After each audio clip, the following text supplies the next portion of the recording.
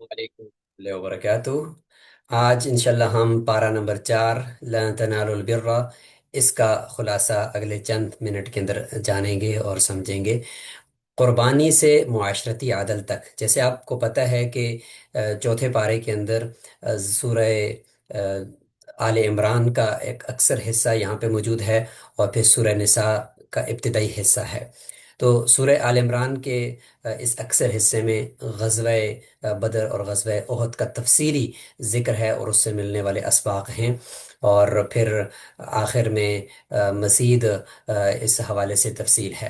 और फिर सूरह निसा के अंदर तो ख़वातीन के हुकूक का ज़िक्र है ही, लेकिन विरासत को यहाँ पे और मुहर्रमात के जो रिश्ते हैं उनको बड़ी तफसील से ज़िक्र किया गया है। तो हम मुख्तसर इसको इंशाल्लाह देखेंगे और फिर उसके बाद आखिर में 1 मिनट की जो समरी है उसको भी सुनेंगे। तो कुर्बानी से मुआशरती आदल तक, ये हमारा आज के इस पारे का थीम होगा और मरकज़ी थीम होगा। कदीम तफासिर की रोशनी में जदीद असरी तदबीर के साथ ये एक जामे खुलासा हमने तैयार किया है।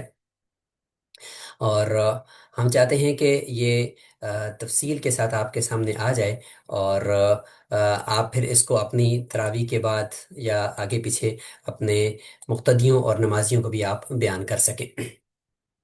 तो नेकी का जो मेयार है, लन तनालुल बिर्रा हत्ता तुनफिकू मिम्मा तुहिब्बून, शुरू में ही है कि नजरी ईमान से अमली कुर्बानी तक।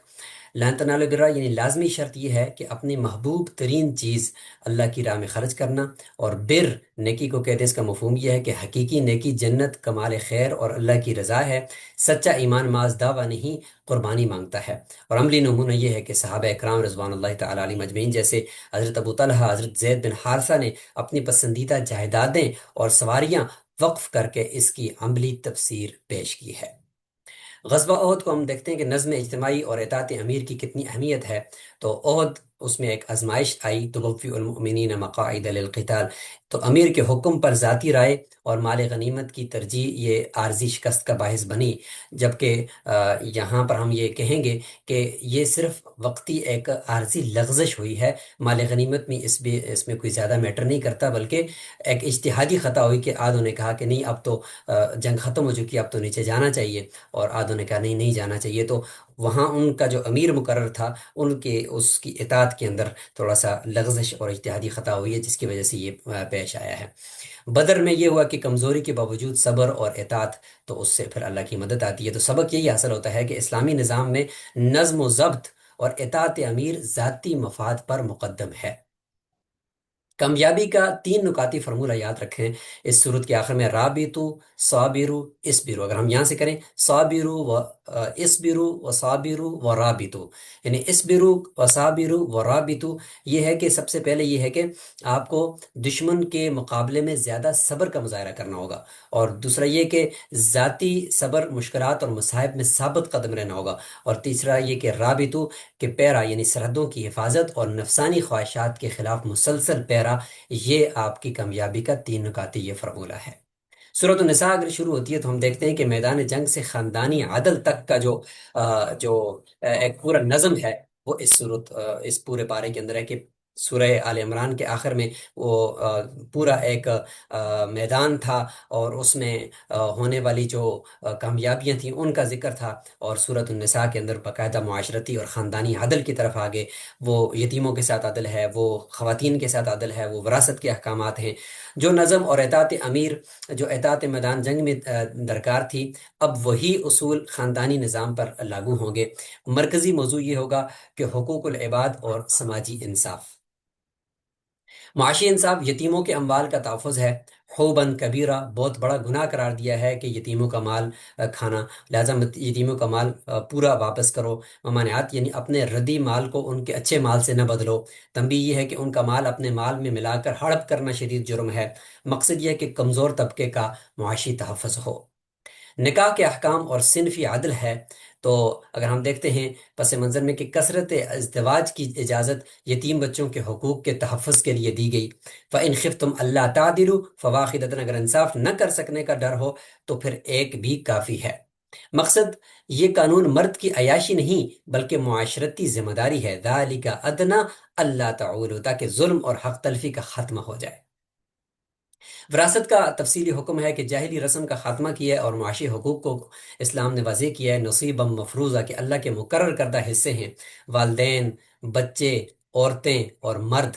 زمانہ جاہلیت میں یہ تھا کہ وراثت صرف جنگ لڑنے والے مردوں کے لیے تھی، جبکہ اب یہ ہے کہ اسلامی انقلاب عورتوں اور بچوں کے حصے اللہ نے خود مقرر کر دیے۔ یہ تقسیم انسانی رائے پر نہیں، الہی حکم پر مبنی ہے۔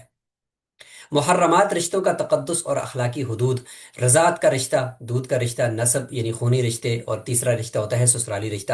ان تینوں میں سے کن کن کے کون سے رشتے محرم ہیں، حرام ہیں، جن کے ساتھ نکاح جائز نہیں، اور کن کے ساتھ نکاح جائز ہے، اور کن سے پردہ ہے، کن سے پردہ نہیں ہے، اس کی پوری تفصیل ہے کہ دو بہنیں ایک ساتھ نکاح میں جمع کرنا حرام ہے۔ جاہلی رسم کا خاتمہ کیا کہ باپ کی منکوحہ یعنی سوتیلی جو ماں ہے، اس سے نکاح کو بے حیائی اور اللہ کا غضب قرار دے کر ہمیشہ کے لیے حرام کر دیا۔ تل کا حدود اللہ، قانون کی بالادستی: یہ عائلی قوانین محض نصیحتیں نہیں، اللہ کی مقرر کردہ حدود ہیں۔ حدود توڑنے کا انجام یہ کہ حدود توڑنے کا انجام صرف رسوا کن عذاب ہے، اور اطاعت کا انعام یہ کہ جنت اور عظیم کامیابی ہے۔ اور جدید عصری تطبیق کو ہم دیکھتے ہیں تو مادہ پرستی کا علاج ہے کہ آج کا انسان مادی مفادات کا شکار ہے، اور عہد میں مال غنیمت کی محبت نے نقصان پہنچایا، آج دنیا پرستی امت کی تنزلی کا سبب ہے۔ تو ممکن ہے کہ دل میں یہ بات بھی آئی ہو، لیکن اصل میں نے آپ کو بتا دیا کہ وہاں پہ جو ہے وہ اجتہادی غلطی تھی۔ حل: لن تنالوا البر کا فلسفہ: حقیقی کامیابی مال جمع کرنے میں نہیں بلکہ محبوب چیز قربان کرنے میں ہے۔ جدید عصری تطبیق نمبر 2 ہے کہ حقوق نسواں اور خاندانی نظام: ثقافتی ظلم وراثت سے محرومی ہے۔ اسلامی عدل کہتا ہے کہ ایسا نہیں ہو سکتا، اور مغربی انتہا دیکھیں کہ مادر پدر آزاد کلچر ہے۔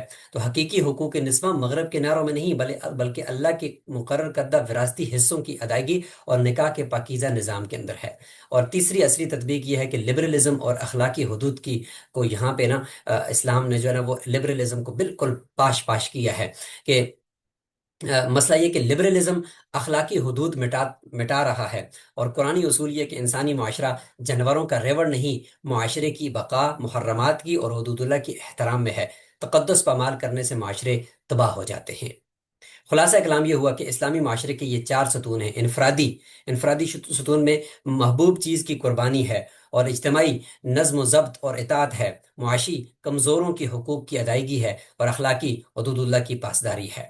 یہ پارہ ہمیں ایک ایسے باوقار معاشرے کی طرف بلاتا ہے جہاں ایمان قربانی سے پرکھا جاتا ہے اور قانون عدل پر جو ہے وہ قائم ہوتا ہے۔ تو یہ آج کے اس پارے کا خلاصہ ہے۔ اب ہم مختصر سی ایک پوڈ کاسٹ بھی دیکھتے ہیں، تو ہم یہ سن لیتے ہیں۔ یہ قرآن مجید کے چوتھے پارے کے اہم ترین پیغامات اور آج کے دور میں ان کے اطلاق کا فوری اور جامع خلاصہ ہے۔ دیکھیں، یہ حصہ نہ صرف روایتی عبادات تک محدود نہیں ہے، بلکہ یہ ہمیں بتاتا ہے کہ کیسے آپ کی اور میری ذاتی قربانی آج کے اس شدید مادی دور میں ایک بہترین اور انصاف پسند معاشرے کی، معاشرت کی اور ایک مضبوط خاندان کی اصل بنیاد بن سکتی ہے۔ تو پہلا نقطہ، نیکی کا اصل مطلب آخر ہے کیا؟ ذرا سوچے نا، سچا ایمان صرف زبانی دعووں کا تو نام نہیں۔ اس مقام تک پہنچنے کے لیے آپ کو اپنی سب سے پیاری چیزیں، چاہے وہ آپ کا پیسہ ہو، آپ کا قیمتی وقت ہو یا جان ہی کیوں نہ ہو، اللہ کے راستے میں خوشی سے خرچ کرنی پڑتی ہیں۔